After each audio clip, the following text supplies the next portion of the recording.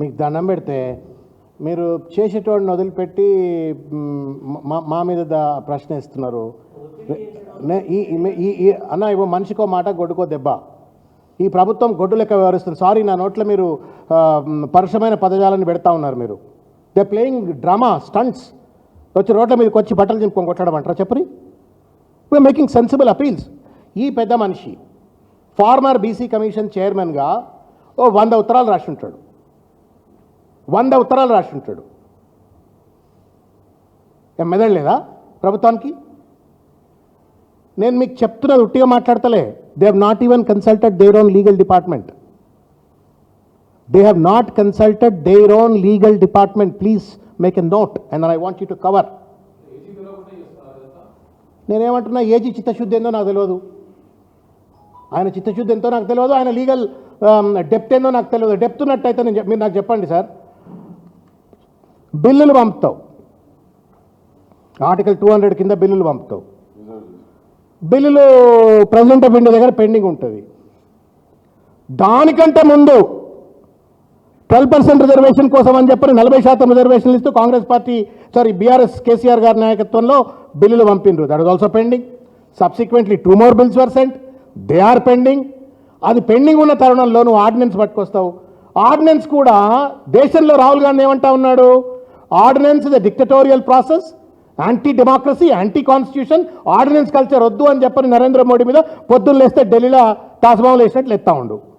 మరి ఇక్కడ ఆర్డినెన్స్లు పట్టుకురావడం ఏంటి? ఇన్ని రోజులైంది నువ్వు అసెంబ్లీలో చర్చ చేసే అవకాశం లేకుండానా? చర్చ చేసే అవసరం ఉంది అని చెప్పని ఎందుకు ఏజీ గారు చెప్పలేదో వారిని మీరే అడగాల. నెంబర్ 1.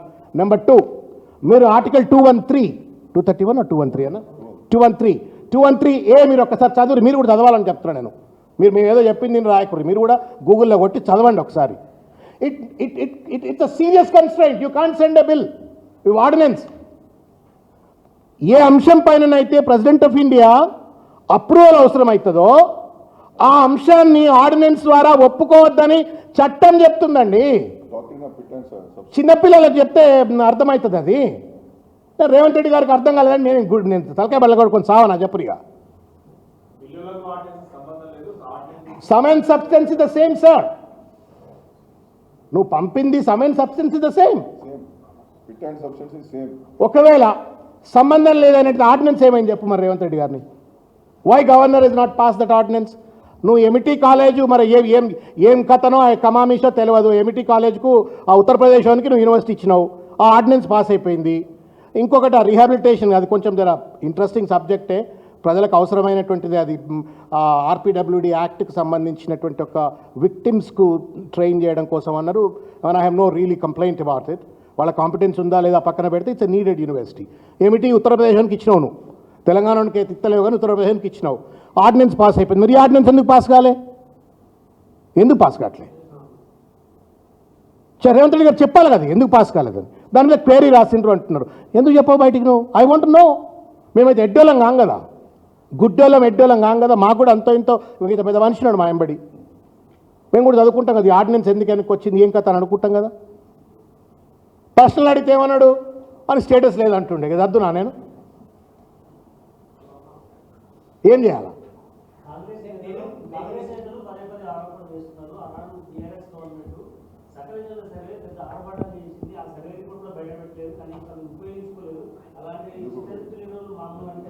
అన్న నేను మీకు ఈ ప్రశ్న అడిగిన కాబట్టి చెప్తున్నా మీకు. నేను 2012, 11, 12 కాలంలో నాకు బాగా గుర్తు, కేసీఆర్ గారు చాలా సందర్భాలలో మాతో కూర్చొని మాట్లాడినప్పుడు ఈ మాట చెప్పిండ్రు.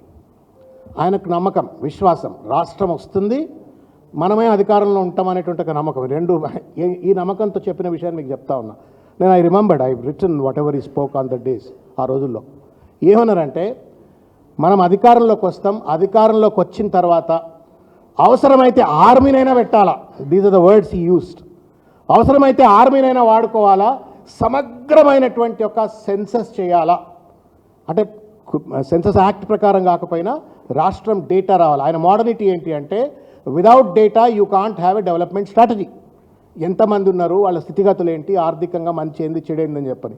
తెలంగాణ రాష్ట్రం ఏ దేశం ఏ రాష్ట్రం కూడా ఆలోచించినటువంటి ఒక వినూత్నమైన పథకాలు రావడానికి కారణం ఆయన ఒక రోజులో చేసినటువంటి ఒక ప్రతిష్టాత్మకమైన SKS సర్వే. It was used for the development programme. సరే, తర్వాత వాళ్ళు 40% రిజర్వేషన్ కోసం ప్రయత్నం చేసిండ్రు. దాన్ని గోపాల్ రెడ్డి, స్వప్న వారెవరో రేవంత్ రెడ్డి గారిని అడుగురు, చెప్తారు. వారే చెప్పాలా ఏ ఊరోళ్ళు, వారు ఎక్కడోళ్ళు, వాళ్ళు ఎందుకు కేసు వేసిండ్రు, కేసు వేయించింది ఎవరు అడుగురి. అది ఇక్కడ కొట్టేసిండ్రు, సుప్రీంకోర్టు పోయినరు, సుప్రీంకోర్టు ఆల్సో చుక్కెదురు వచ్చింది, దాని వెనక్కి పోయినరు. నేనేమంటున్నానంటే సార్, మీరు గతమిట్లా అని చెప్పని కోడిగుడ్డు మీద ఈకలు వీక్తారా? మీరు ఇవాళ మీ చేతిలో అధికారం ఉన్న తర్వాత మేము మళ్ళీ 5 ఏళ్ల తర్వాత మళ్ళీ ఇట్లనే మేము గత ప్రభుత్వం చేయలేదని చెప్పినా అంటారా? చెప్పరు మీరు అట్లే అంటారా నరేందర్ గారు? అంటమా? మనం ఈ వర్గాలను మోసం చేసినట్టు కాదా? స్టూపిడిటీ అది. Today you are in power to do things right if there was something went wrong yesterday. ఇవాళ నీ చేతిలో ఉన్నదాన్ని సరిగ్గా చేయమంటే పిచ్చోళ్ళ చేతిలో రాయిలే కాటు ఇటు ఆగమా, కోతికి కొబ్బరి చిప్పలే కాగమైతే ఎట్లా?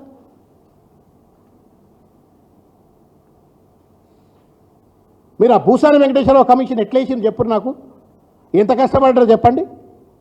ఆయనకు తెలియలేదా ట్రిపుల్ టెస్ట్లో డెడికేటెడ్ కమిషన్ ఉందని చెప్పని ప్రభుత్వానికి తెలియదా? చీఫ్ సెక్రటరీ తెలియదు, అప్పుడు ఎవరో లేడీ ఉండే శాంతకుమారి, ఆమెకు తెలియదా? అందరు కలిసి ఆటలు ఆడినరు. మనమంతా ప్రేక్షకులు లెక్క తానా అంటే తందానని మనం కూర్చున్నాం ఇడ. ఇప్పుడు అడిగేటప్పటికీ వీనికి స్టేచర్ లేదంటున్నాడు.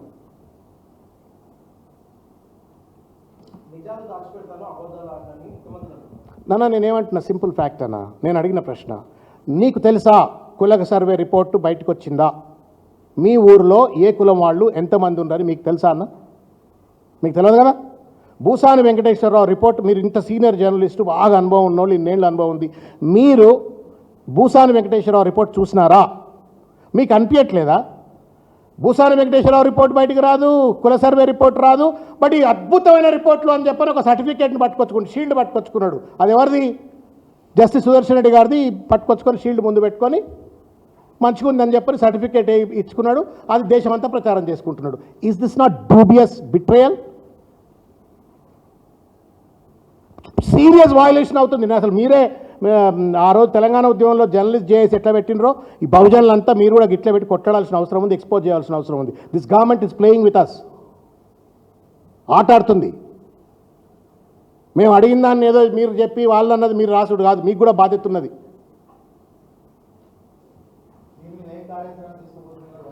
మా వాళ్ళు యుద్ధానికి కత్తులు తయారు చేస్తుండ్రు. కరీంనగర్ పోయినరు, మా వాళ్ళు యుద్ధానికి కత్తులు తయారు చేస్తుండ్రు. పెద్ద కత్తులు తీస్తున్నారు.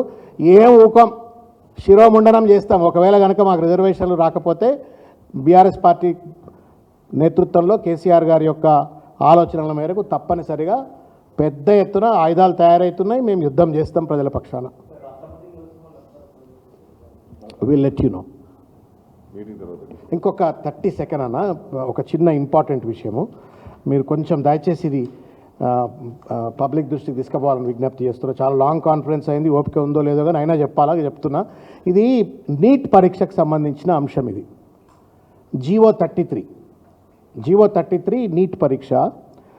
గతంలో ఉన్నటువంటి ఒక చట్టం ప్రకారంగా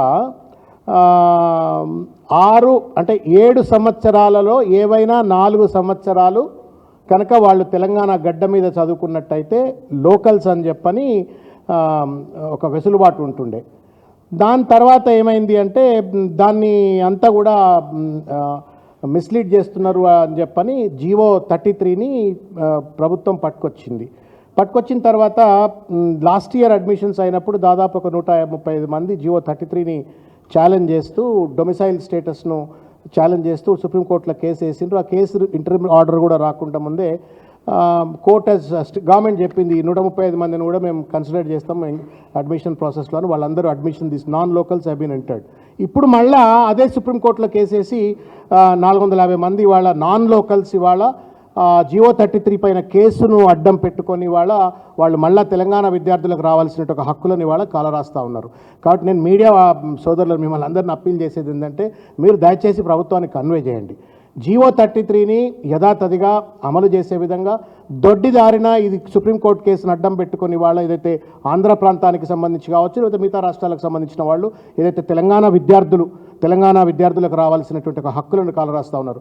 ఇక్కడ సీట్ రాకపోయేటప్పటికేంది ప్రైవేట్ సీట్కి పోవాలా, కోట్ల రూపాయలు, మళ్ళీ లక్షల రూపాయలు, కోట్ల రూపాయలు పెట్టి సీట్లు కొనుక్కోవాలా. పాపం పేద తెలంగాణ వాళ్ళకి అన్యాయం అయ్యే పరిస్థితుంది. కాబట్టి దయచేసి ప్రభుత్వం, ముఖ్యంగా దామోదర రాజనరసింహ గారు దీనిపైన సానుకూలంగా స్పందించవలసిన అవసరం ఉంది.